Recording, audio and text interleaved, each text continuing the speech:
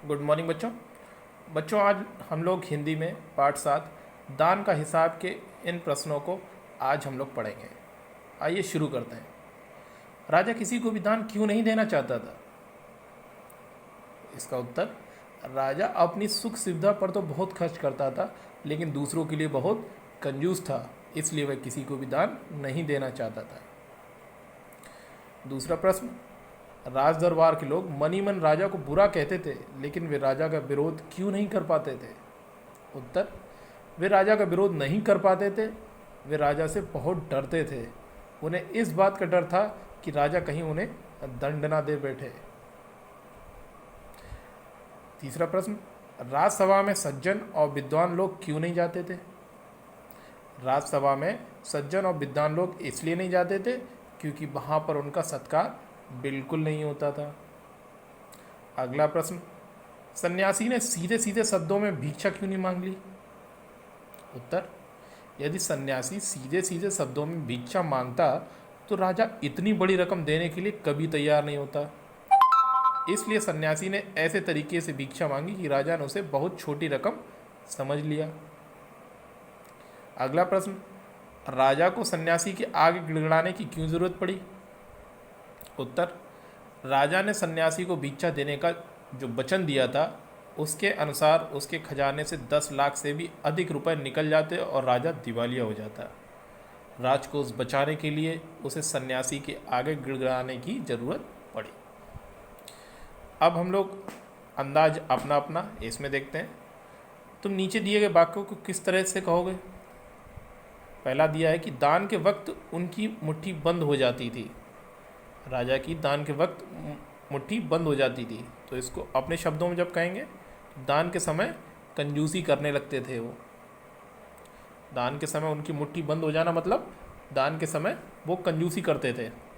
हिसाब देकर मंत्री का चेहरा फीका पड़ गया।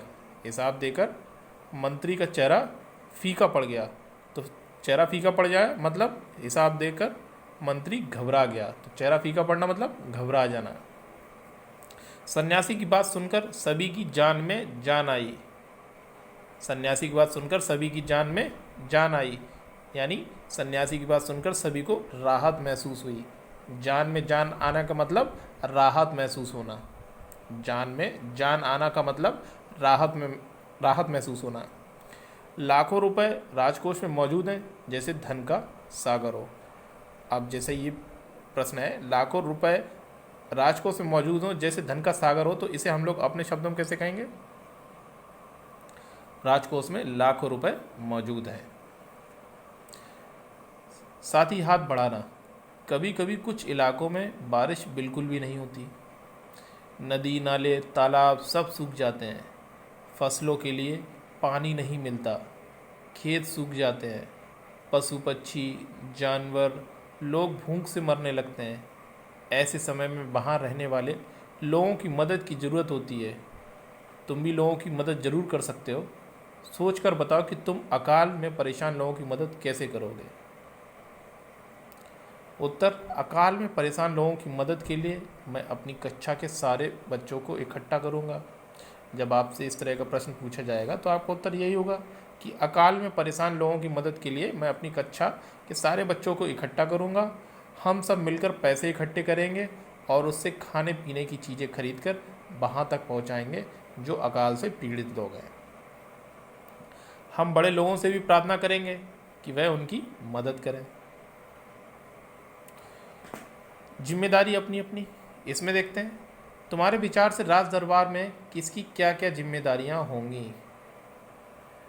जो राज दरबार में मंत्री होते हैं उन मंत्री की क्या जिम्मेदारी होती है? मंत्री पूरे राज्य की देखरेख करता है।